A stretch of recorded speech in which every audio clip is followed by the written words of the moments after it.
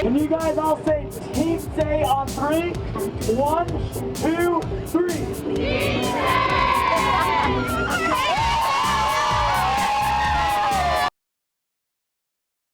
Hi, I'm Marianne. Welcome to Teen Say. Today I have Sylvia Haydash with us, a clinical social worker. Thank you for being with us again. Glad to see you. Yes, you did our show with us. It's on YouTube. Does 50 Shades of Grey, the movie, influence our teens? So that was great. Thank you. So coronavirus time. It's a challenging time for us right now. Are you busier? I'm not so much busier. I think a lot of people out there that are working with first responders. I have a kind of a different practice. I work a lot with anxiety though. And I think that I'm seeing a rise in anxiety and because with the news. I think there's a lot of uncertainty about what the outcome of this. And something we can't control, we get very, very crazy about. Can you tell us the difference with the two definitions, anxiety and grief? Well, anxiety is the feelings of the heart palpitation and feeling like your life is out of control. I think that whenever we go through something that's a major change, there is grief. Even going from being 12 years old to 13, there's kind of a loss of childhood moving into teenagehood. I think we've got many, many deaths growing up, but there's also an opportunity for growth every time we die a little bit of our old life. So I think with this coronavirus, there's a lot of grief out there because life as we know it probably will never be the same. Right. And we're also losing a lot of people. And if we don't know the people that we're losing, hopefully, but we're hearing about them, like we hear about certain doctors or certain nurses or first responders in our community, and everybody feels, or an older teacher or, you know, a young nurse, people are just devastated and they feel this personal grief. Why is it hitting everyone so much harder than usual? Because people hear about death all the time, but for some reason this is showing us, I guess, a feeling of mortality, being vulnerable. Mm-hmm. Yesterday I heard that a young child had died of the disease, and all those students that went down to Mexico and to Florida for spring break because they thought they were invincible. And I think it's kind of a reminder that we're not, that we don't know when the end is going to be near. But I think there's kind of an acceptance when an older person dies. We expect it, you know, people that are medically compromised or they're in their 80s or 90s, or we look at them, we say they've lived a good life, and so therefore, you know, they're gone to a far better place, or whatever platitudes people say about it. But I think when you're finding the mortality among teenagers and children that were fine 2 days before, and all of a sudden, you know, you read about their death, it is kind of a reminder to all of us that we're not immortal. And so I think if you're doing everything right and you still come down with the virus, then there's also that kind of, what did you do wrong? You know, if you didn't, people look at you like you did something wrong, and you know it's out there. We don't know how you get it. If we get people that don't seem to have any connection with anybody, all of a sudden they come up with the virus. It's kind of a surprise. So right now during coronavirus, are children feeding off of? We're hearing a lot of kids are a little out of control. In fact, Fairfax County is having a really hard time teaching online. They had to shut it down a few times. I guess kids are acting wild. So we've got young kids, older kids, young kids, teenagers are like, what is this wild effect? Are they feeding off of their family's emotions right now? Are they feeding off of their friends' emotions? Why are they getting so out of control right now? A lot of increase in temper tantrums as well. Well, spoke to a couple of parents yesterday. They were not clients of mine, but their son was really off the wall a little bit. And I think part of it is that I think children in this area are overcommitted, that they've got travel games and they've got all of, they're doing dance, they're doing some martial arts, and it goes on and on and on. And all of a sudden, those things have stopped. And the parents are home because they're working from home. And all of a sudden, you've got so many people in a confined space, and the energy just increases. And what do you do with your kids? We've forgotten how to play board games. We've forgotten how to, I grew up in an era where you didn't have all of this technology, and you had imaginary friends, or you could go out and build a fort, or, my husband was a ball player, and he said you'd pick up your glove and walk out the door and you'd have 9 people following you to go play ball. But the kids today don't do that. We've kind of arranged their lives so that they're used to people organizing them, and there's not a lot of human interaction with kids. They don't use the phone except to text. And they feel cut off from their friends. They even, it's kind of a connection that's been lost for them. And all of a sudden, the families are together all the time. And now let's go back to the old way where you sit down to dinner as a family every night, and nobody knows what to do. There's been a long time we've lost family communication at the dinner table, and even in the house itself. So parents don't know how to entertain their kids, and they're trying to work full time, a lot of them from home. And the kids want to come into the room. And my daughter has got a young daughter that doesn't stop talking. And she posted something that said having a daughter that talks all the time is like having a talking parrot glued to your shoulder all the time. And, when you're trying to work from home and you've got that little magpie there going all the time, it's frustrating because you've got a deadline and the kid doesn't understand that. And you want to be responsive to your children, but you can't balance your job and the children if you're home at the same time. Yeah, it's difficult for parents right now. And I know that we've heard from a few social workers that, their jobs are getting harder. They're not supposed to be going out to houses, but there's more abuse situations at this time, I guess, because there is a lot of frustration right now. Would you say that's true?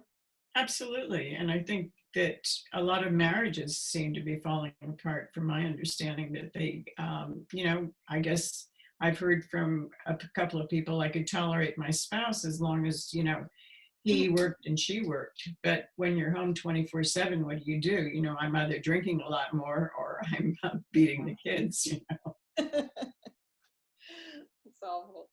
And you can't go to your neighbor's house and vent, or, to your best friend's house. And if you vent on Zoom or one of those, everybody hears it, your innermost thoughts. Right. Yeah, that's hard. But the one good thing about Zoom now is a lot of the young kids are using Zoom to talk to their friends. So they're actually having deeper conversations. They're having to not just, oh, want to see my dance move? Oh, want to see my new doll? They're actually looking at each other and having to come up with conversations. Yes, they could still show someone their new doll or, their new Legos, but, they're engaging, which is great. And at dinner, they actually have the time to sit and talk to one another. They don't have to race off to dance or soccer or to see their friends, So teenagers I think it's wonderful. Run. Yeah. I think it's a wonderful reset button for everybody. We're going back to when times are simpler, pull out a board game or color together, do something there. I think the family has kind of lost its way, and this is bringing us back to a more, a greater family connection. We don't need to be entertaining our children all the time. They need to be able to entertain themselves. True. They're going to learn a whole new skill set. It's incredible. I was saying in one of my blogs that I felt like teenagers were going to be the closest graduating class. Instead of, everybody's talking about their loss, they're losing the rest of senior year, but yet you're hearing some of these teenagers, I have a teenager and, he says, I have to go to class, so they do have their sense of purpose. They are going to online classes. Some are taking it seriously, some are not, which is unfortunate. But they're communicating with their friends on a level they never have. They're asking them, what do you think? Are you scared? Like, you think we're going to get through this? Oh my gosh, did you hear we could, like, if we all go out, we could kill our grandparents or we could kill our parents? They're talking on levels that usually would take a psychologist to open them up to.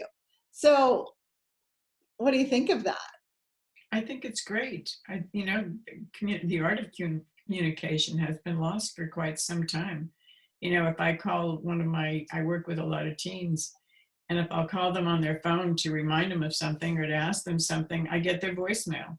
And I'm sorry, I don't get their voicemail. Their voicemail will say, I'm sorry, this person has not set up their voicemail.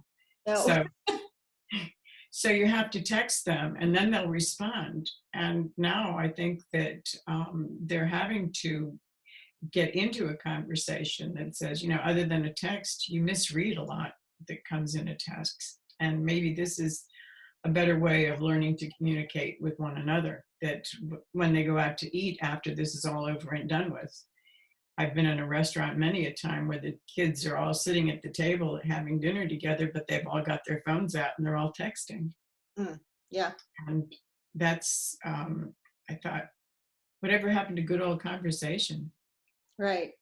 Yeah, I heard something about that too with the phones. If you have your phone on the table, that means that you're really not interested in the people around you. You're more interested in who's texting you or something like that. Yeah, that's unfortunate. So there are some positives to this coronavirus. Maybe we will have a better communicating group of kids that are more worldly because they've experienced something like this coronavirus and all the unknown. And I think do you think a lot of teenagers are looking to their parents instead of ignoring them now or telling them mind your own business, that they're like, so what do you think? Like, do you feel like they might be going to their parents for more advice and for security during such a scary time? It's possible, but remember, the task of adolescence is to become your own person. And it's to break away from the parents. So sometimes it really isn't cool to go talk to your parents. But if you can have great conversations at the dinner table, they say families that eat together at least 3 nights a week are much less prone to having children that get in trouble with the law and what have you.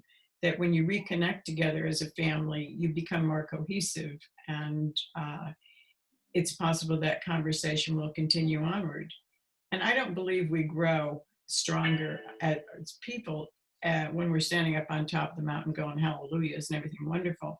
I think we have to go through tough times in order to become a better person.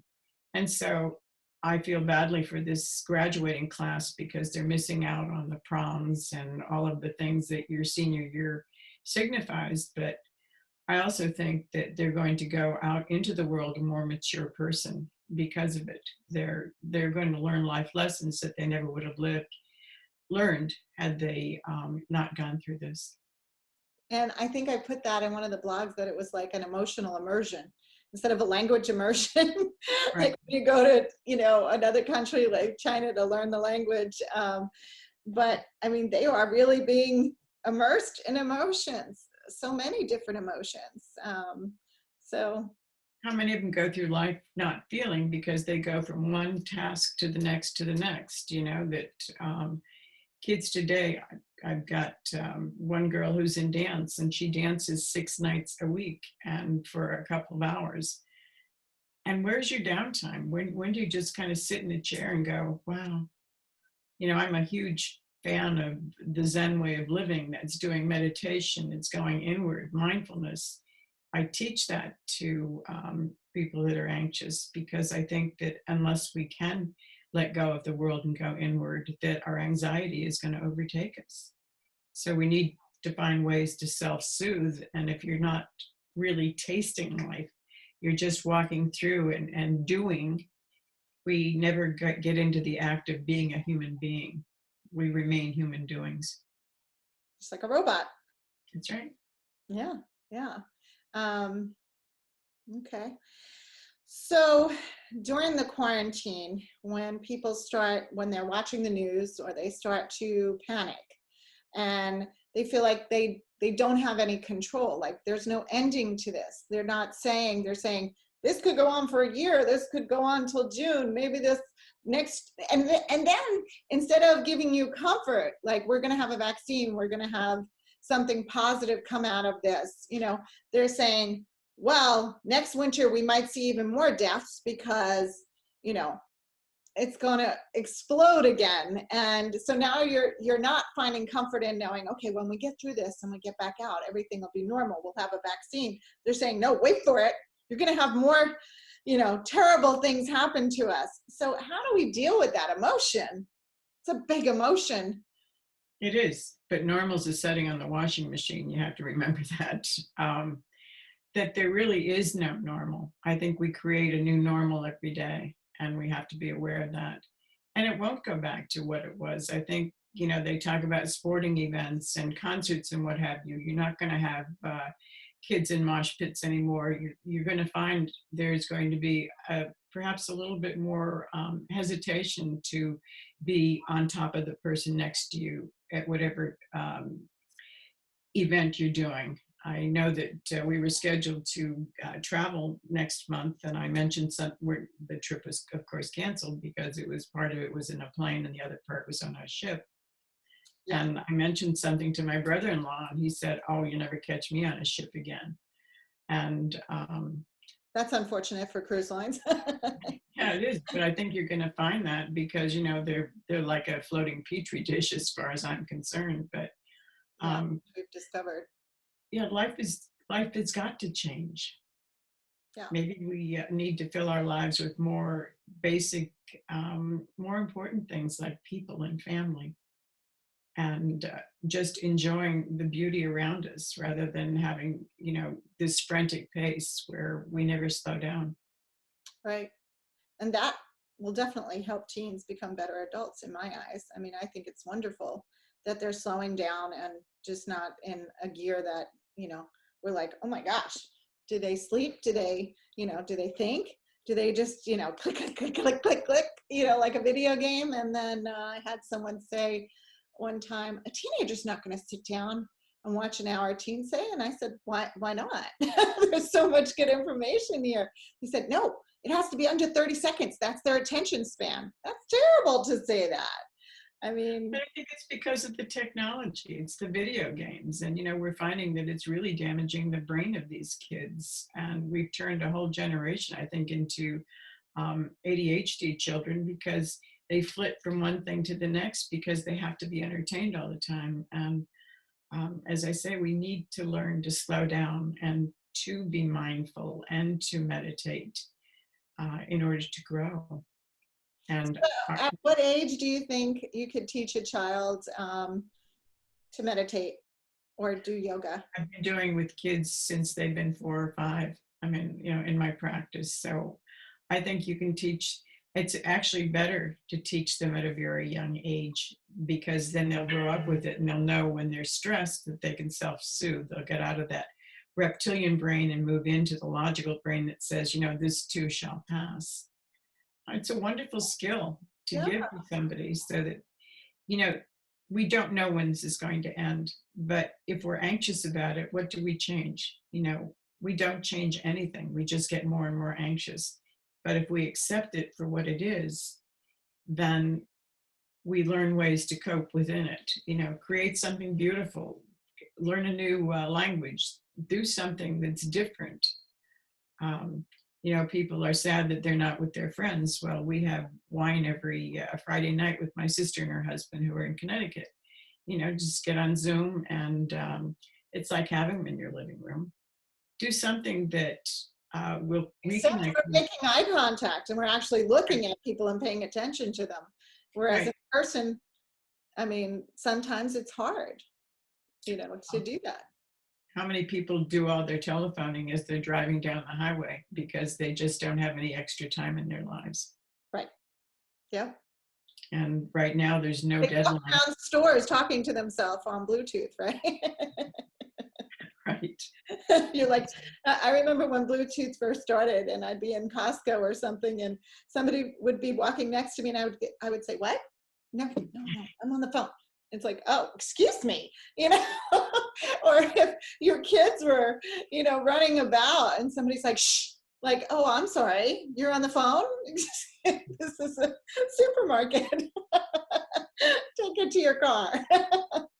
But Maybe we'll learn it's not so important to have a phone hanging out of your hand. And, if we go out with our family, I have a little thing at the end of the table that all the phones are deposited there because I want conversation with them.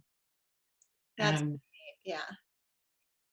I think we as parents and grandparents are responsible for giving our kids the skill set. And if we had continued on the way that we have been going as a country, this never would have changed.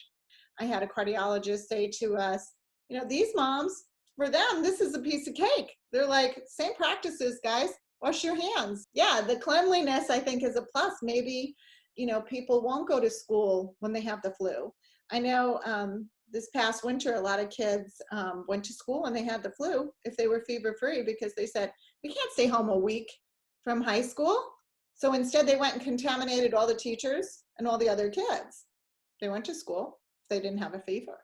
So I think this makes people more conscious of being considerate to other people. But I think one of the things that if you are very anxious about it, I think probably you need to only watch one television program or one news show a day or every other day or whatever, because there's so much conflicting information coming out about it. One day you hear this, and the next day you hear that.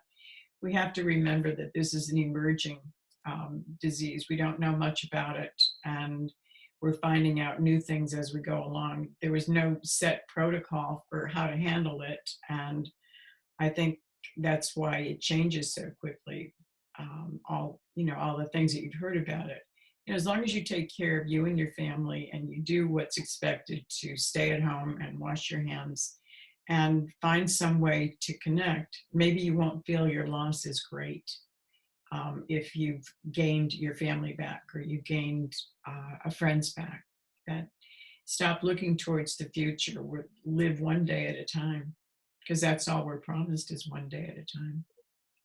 Right. A lot of people are asking if this means the world is ending. I know we have an interview with Father Costa on Friday to ask him, does this mean, that God is punishing the world and that everybody has done something wrong? And that the world is ending. So a lot of I think it's Mother Earth. She's sick and tired of us messing around. Right. There's a lot of stuff out on that. People are thinking like all kinds of crazy things right now.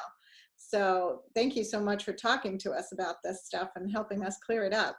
So what about the mom that's home with a 2-year-old and a 4-year-old, and she's not working, but she may be watching the news too much, or she's just nervous, and her husband's working at home. She has to keep the kids quiet. Could those children act up more because she's constantly telling them, shh, shh, sit here, or she's putting them in front of the TV and not exercising them like puppies? And because now we can take them out. I see a lot of families out there doing a family bike ride, which is incredible. Or, as long as they're staying away from other kids that are doing family bike rides. I think I don't think that there's a solution for that. We have our own energy. Everybody's got their own energy. And I think children pick up on that energy very quickly. And the best thing that we can do is stay calm ourselves. I think that the dad, in all fairness, should probably take a couple of breaks during the day, and they can all run out, go around the block or take the dog for a walk or what have you. I think my dogs are sick and tired of being walked in but just, we can't change our scenery very much, but just, go out and hug a tree for lack of anything better to do. It's certainly, I think people turn to drugs and alcohol as a way of coping, and it's time we learn new coping skills, that learning to go inward, learning to relax, taking deep breaths, we don't control this. We have no control over it. So it's more of an acceptance that this is my new normal today, and tomorrow it's going to change again. But I hope that we don't lose this wonderment that we're gaining through our family, and the people, the teenagers with their friends, that, maybe their friendships will be much deeper as a result of it. And these are the good friends that are going to stay with you throughout life. And you never would have discovered it had you continued the life going on the way that it was, normally. What about the kids that don't have a lot of friends, the teenagers that don't have a lot of friends? Can they just turn around and like text somebody and say, hey, why don't we start a Zoom and just start talking to people? I don't know that the kids are brave enough to do something like that. I think there's a group up in Maryland of students that started their own kind of journalistic endeavor with going, they're kind of like a outside of school newspaper, and they're catching up on all the students, and finding something new to do like that for a kid that's even a little bit shy. If they probably can work a sound camera or something. As I said, try to pick up a new skill during this. And there certainly are kids out there that are loners. And are they loners because they choose to be, or because there just isn't anybody around? It's a little late to start trying to, have play dates for them. Right. But Because they still could try, they could take their dance class, let's say, or their soccer team, or their basketball team, baseball team, and set up a Zoom and say, hey, everybody get on, tell us what's going on, something like that. I'm talking about the kids that really are,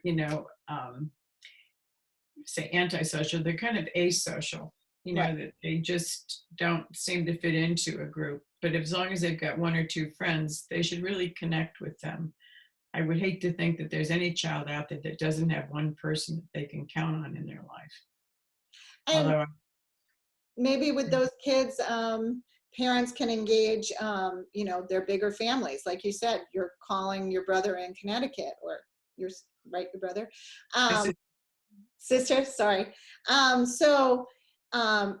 They can engage with cousins that are in New Jersey, New York, and just, have them Zooming. Maybe they would not normally talk to those cousins. They could even build a family bond with family members they wouldn't even know otherwise, because they're in separate states. So that's kind of neat too, something to try. yeah, and there are a lot of online classes that the kids can, I think museums have opened their doors to kids, and, experiences that they never would have had before. I travel a lot. We travel a lot as, growing up military. And then also after my husband retired, we still travel at least 2 or 3 times a year. And the places that we've seen are phenomenal, that, and that opportunity has been opened up on the internet with, the Phantom of the Opera being on YouTube. And there's a whole lot of people that have opened their hearts and their doors to enrichment experiences for kids and families. And that's something to do. Take advantage of what you're getting for free now, because you'll never see it again. That's true. That's true. There's a lot of artists that are incredible right now with uplifting home concerts, which is really neat. And they're telling them, about their kids and their dogs and what they're doing. And, and you see their vulnerability as well. Like, they're like, oh my gosh, I'm going to sound raw. My voice is rusty right now, or let me tune up the guitar. It doesn't sound as good. And that's kind of neat for kids to see, their superstars doing concerts. You have Ellen and all the normal journalists that have talk shows doing talk shows from home, with their people outside, which is kind of fun too, banging on the window. So yeah, I think that's great. And definitely making everybody more, everybody more real, more human to one another, which is kind of neat. There's a lot of cleverness out there where choirs have gotten together on Zoom and have created a song. They can't hear one another, but when it comes together, it's this beautiful chorus with it's uplifting to listen to it. So yeah, the other day, speaking of music being uplifting, here's what I'm going to do, and I make dinner. And I called for Mary Poppins. I told Alexa to play Mary Poppins soundtrack. And I'll tell you, when that Supercalifragilistic song came on and I blasted it, people were laughing, you know. It's kind of neat. So a lot of people are saying they're going to their inner child to try and, you know, I had another couple say they were watching a troll movie. They're in their 20s and they were watching a troll movie. So can you elaborate on that? Why are people finding joy in that? And it's an escape. It's a better escape, as I say, than drugs or alcohol or something like that. You know, we look back to my generation or my grandparents or my great-grandparents, you know, they didn't have all the entertainment out there, you know, this whole smorgasbord of plethora of things that you could do. And I think getting back to basic things is so healthy. Yeah. Learning to smell the air. I mean, all the air is clear again of pollution and whatnot. I mean, it's a big shock for people to get Los Angeles. I guess they had the cleanest air in the whole world yesterday. And knowing, having grown up in times in California, that's a real something to say. I really would like to see what Bangkok looks like these days. But yeah. You know, to come back to a clean world, it's like a reset button, as I said. Yeah. Well, hopefully we'll find the good in this, and kids will learn meditation. Do you think that teens talking to one another could, if they're friends with anxious teens, could actually hurt them? Like, oh my gosh, you know, we can't go there, we can't do this, we can't do that, we're going to kill our family. I mean, the guilt that the media put on the kids in the beginning, I don't know if you heard some of those statements, like if they go out and they see their friends, they don't realize they're carrying it back and they're going to kill their grandparents. I mean, it's like, whoa. So that's a lot of stress. Well, you know, I think there needs to be some sort of warning about it. But, you know, I guess my feeling about it is if you're going to get it, you're going to get it. That there are some people that are immune and seem to have, they may be a carrier rather than somebody that's going to get it. But you look at, you don't know, as I said, we're not promised tomorrow. And I think we need to live each day to its fullest. I've always said I live each day as if it's my last, because if it is my last day, I've had a good time at it. That's a good motto. Yeah. I'm just not going to worry about it. Do you think any families will go through a period of time where they could play the blame game? Like, oh, you know, so-and-so got sick because, you know, you went to the supermarket, or you didn't Lysol the mail, or you took that Federal Express package in or Amazon package in and never washed it, and you got so-and-so sick. I mean, could they start doing silly things like that? I'm sure anybody could, but I think it's really a very sad person that would do something like that. You know, death is normal. And it's becoming more normalized as we go through this. But to blame somebody for it, as I said, why is it that two people can stand in the same room and one person gets a flu bug and the other one doesn't, and they've been exposed to the same thing? I think that when your time is up, it's up. Right. So there's a lot of doctors, nurses, first responders, families that are home, and they know that their family members, you know, they're not all like the ones on the news that have their own trailers set up, or that are, you know, I don't know, being as compulsive as taking a shower at the front door or whatever, but they're coming in, they're taking the right precautions at work, and when they get home, how are those families so different? Like, they're almost accepting. They're hearing they're contaminated, per se, from their family members working on the front lines, but how do they have a different, calmer feeling about coronavirus? I'm not sure that they have a calmer feeling, but I think that there's an acceptance of what is happening. If you're a doctor, I say this as an Army wife. When I got married, my husband left for Vietnam within 8 months, and it was his second tour. And you know, there was the expectation as we filled out the will and did all that stuff that if he didn't come back, you knew that's the chance that he was taking. And you accepted it as a military family that this would happen. And I think you do the same thing if you're on the front lines as an EMT worker, as a policeman, as a doctor, a nurse. It's one of the hazards of the business, and it doesn't make your grief any less, but there's kind of that stoicism that says, I understand this when I married you, and I love you enough to spend a month with you, or, you know, a lifetime. So there's an acceptance that we all have a job to do, and maybe it's not being an actuary in an office where it's safe, but to put your life on the line because you care enough about the world to take care of somebody else. What else do you want to tell us? Do you want to give the world any advice? As I say, I think we all have that inner wisdom. I think that we just have to find our own niche in this and learn to relax into it. Stop trying to push it away because it's there. And it's just accepting for what it is. And whatever the outcome is, make sure that you get the best outcome for you. Do something to remind yourself how special and how unique you are. And use the gifts that you've been given to create a better space for you and those that you love.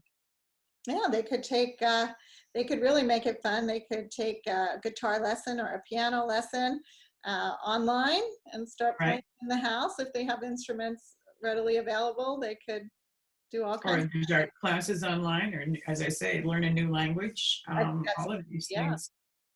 I was saying to a few of the teenagers we know as well that all of a sudden they could start working out and, you know, building their muscles and come out of Corona like, wait, when did you get so big? Did you always have all those muscles? You know, were you always that incredible runner? So it's pretty neat, the things we can do with a little more time on our hands to help ourselves become better people. So I think that's great. So, well, thank you so much, Sylvia, for talking to us today and for enlightening us. My pleasure. Thank you. Okay, we'll talk soon. Thank you. All right. Bye-bye. Bye. 1, 2, 3.